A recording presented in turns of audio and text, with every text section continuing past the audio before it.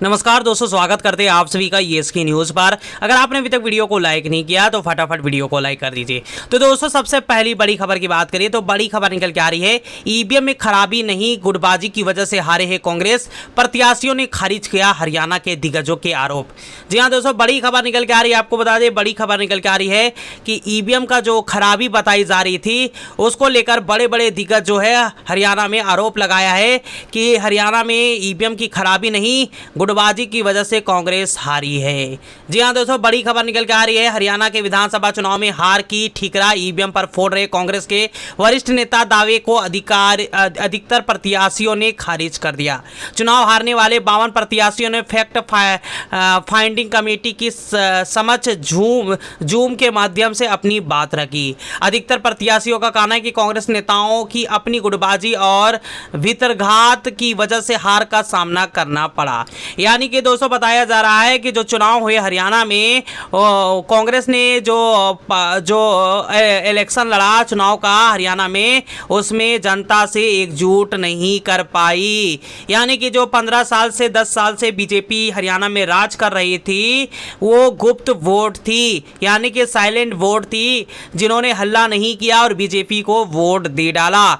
जी हाँ दोस्तों, इस प्रकार के जो आरोप लग रहे हैं, बड़े बड़े नेता कह रहे हैं कि जो गुटबाजी हुई है उसकी वजह से कांग्रेस हारी है और कोई कारण नहीं है। ईवीएम का कोई मामला नहीं, ईवीएम में खराबी नहीं, गुटबाजी की वजह से कांग्रेस हार गई है। जी हाँ दोस्तों, केंद्रीय मंत्री व सिरसा की सांसद कुमारी शैलजा की नाराजगी भी पार्टी पर भारी पड़ने की बात बता रही है। कई उम्मीदवारों ने कहा है कि इनकी नाराजगी की वजह से यह चुनाव कांग्रेस हारी है। चुनाव में हार के कारणों को पता लगाने के बाद कांग्रेस अध्यक्ष मल्लिकार्जुन खड़गे ने तथा लोकसभा में विपक्ष के नेता Rahul Gandhi fact filing committee बनाई थी। छत्तीसगढ़ के पूर्व मुख्यमंत्री भूपेश बघेल की अध्यक्षता वाली इस कमेटी में राजस्थान के विधायक हरीश चौधरी भी शामिल थे।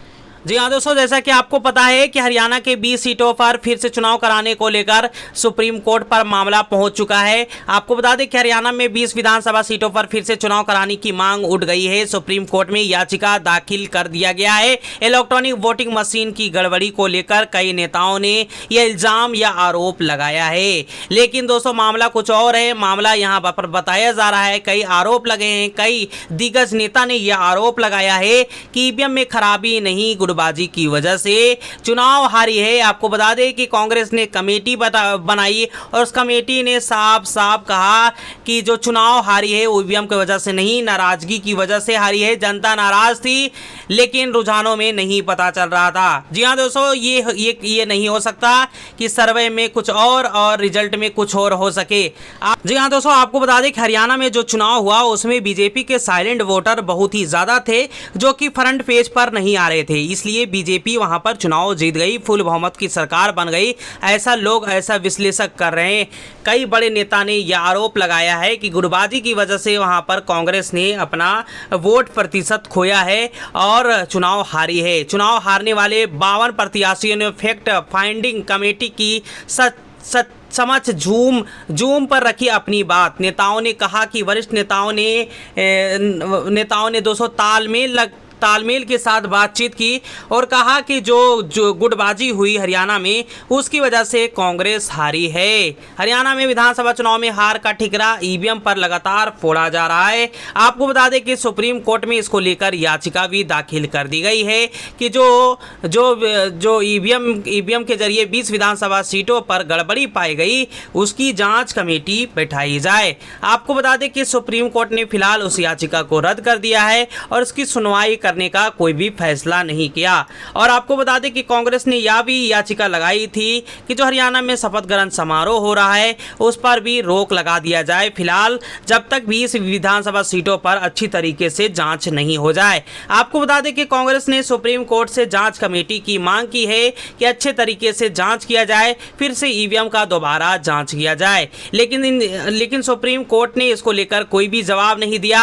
आपको बता दें कि चुनाव आयोग को निर्देश देने की मांग करते हुए सुप्रीम कोर्ट में याचिका दाखिल कर दी गई। याचिका में इलेक्ट्रॉनिक वोटिंग मशीन में गड़बड़ी और संदिग्ध नेताओं नतीजों को आरोप लगाया गया है, लेकिन याचिका को फिलहाल खारिज कर दिया है।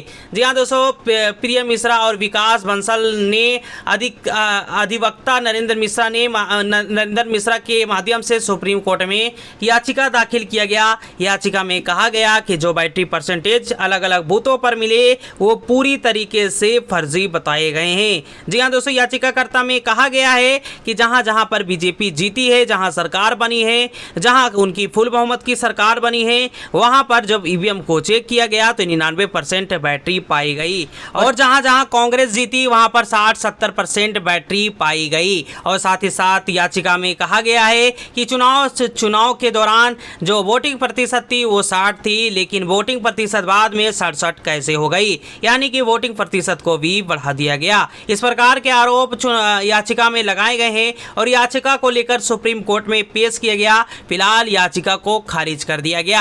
आपको बता दें कि कांग्रेस की तरफ से एक जांच कमेटी बैठाई गई है, ये जांच करने की कि किस प्रकार हरियाणा में चुनाव हारी कांग्रेस। जी हाँ दोस्तों, कई लोगों का मानना है कि ईवीएम की खराबी नहीं, गुटबाजी की वजह से हारी है। कांग्रेस प्रत्याशियों ने खारिज कर दिया है हरियाणा के दिग्गजों का ये आरोप है। आपको बता दें कि जो आरोप लगाए जा रहे थे, ईवीएम की गड़बड़ी का आरोप लग रहा था। ईवीएम की गड़बड़ी के कारण जो है कांग्रेस वो चुनाव हारी है, लेकिन ये कहना गलत है। कई विशेषज्ञों का मानना है और कई बड़े बड़े दिग्गज नेताओं का मानना है। दोस्तों, बड़ी रिपोर्ट सामने आ रही है। कई बड़े बड़े नेता ने कहा है कि जो लहर थी वो बीजेपी की थी, साइलेंट वोटर थे हरियाणा में, और ईवीएम की खराबी नहीं, गुटबाजी की वजह से कांग्रेस हारी है। ये लोगों का मानना है दोस्तों, ये मेरी राय नहीं है। मैं इसमें कोई भी अपने तरफ से शब्द नहीं बोल रहा हूँ। कई बड़े बड़े नेता का ये आरोप है। वरिष्ठ कई बड़े नेता जो है वो कह रहे हैं कि कांग्रेस गुटबाजी की वजह से हारी है और हरियाणा में बीजेपी के कुछ साइलेंट वोटर थे जो किसी को दिखा नहीं। दोस्तों, इन खबरों के अनुसार किसी भी पार्टी या किसी भी नेता या किसी भी लोगों को ठेस पहुंचाना नहीं है। मैं इन्फॉर्मेशन के अनुसार ये खबर बता रहा हूं। अगर आपको ये खबर अच्छी लगी तो वीडियो को ज़्यादा से ज़्यादा लाइक करिएगा, चैनल को जरूर सब्सक्राइब करिएगा।